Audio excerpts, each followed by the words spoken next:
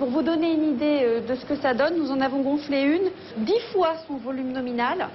On peut les gonfler 10-15 fois sans qu'il y ait éclatement.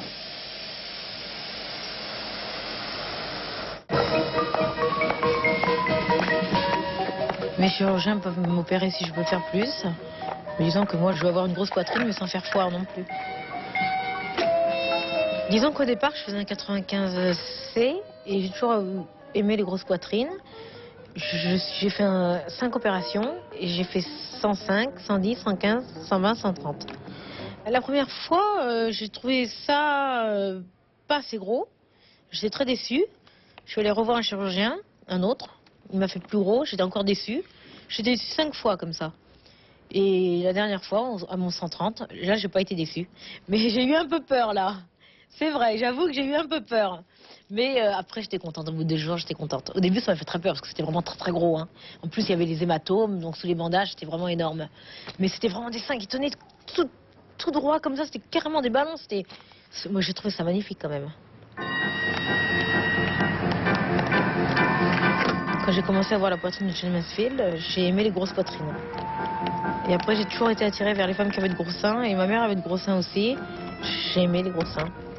Et j'ai voulu faire plus. Après, on ne peut plus m'arrêter. J'essayais toujours les soutiens-gorge que mes cousines nous donnaient. C'était des soutiens-gorge qui faisaient à peu près 100. Je trouvais ça beau, c'était plein de dentelles. Moi, tout ce qui est dentelle, tout ce qui est rose, ma couleur préférée, ça me faisait rêver. J'ai toujours aimé. Maintenant, je les ai retrouvés. Je me suis dit, jamais je pourrais les mettre. Je sais que c'est sexy, je sais que maintenant que j'ai fait, ça les séduit. Enfin, ceux qui aiment, hein, parce que maintenant, ils en font pour tous les goûts.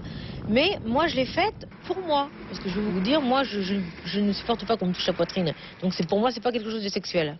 Moi, c'est quelque chose de maternel. Il y a beaucoup d'hommes avec qui j'ai eu des relations qui ne pouvaient pas faire l'amour avec moi. Qui avaient très peur, qui se sentaient très mal à l'aise. Ils pensaient pas faire face. J'étais trop sexy, trop sexuelle pour eux et ça arrêtait tout, quoi. Ça va? Salut, ça va bien? Ça va et toi? Pour moi, ça peut être la séduction, mais c'est beaucoup la maternité. C'est beaucoup le manque de ma mère.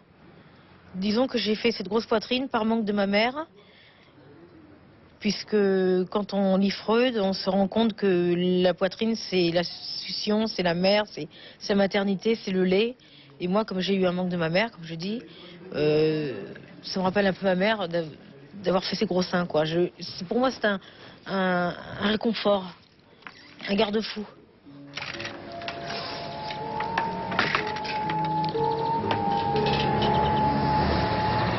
Eric? Bébé! Dans sa quête du sein protecteur, Lolo n'a pas hésité à multiplier les opérations. La bouche, le nez, les yeux, en tout 17 opérations sur le visage. 22 en tout. Voilà, c'est bon. 5 sur la poitrine et 17 sur le visage. J'ai tout changé, on ne reconnaît pas du tout. Comment vous étiez avant? Différente, un nez beaucoup plus fort, une bouche beaucoup plus mince, pas de pommettes, un front beaucoup plus plat, les yeux moins remontés. C'est différente, hein, très différente. Hein. Une autre personne. J'ai voulu avoir un visage qui ressemblait plus au mien, puisque mon visage, je l'aimais pas. Est-ce que vous prévoyez d'autres opérations ou est-ce que vous vous dites ça y est? Non, je ne prévois plus d'autres opérations. Ça y est, comme je suis là, c'est bon. J'ai toujours aimé les grosses poitrines comme ça, et là j'ai vraiment la poitrine. Je serais sans cette poitrine, je ne pourrais pas vivre dans la vie. J'aurais très peur. Peur de tout, peur des gens, peur.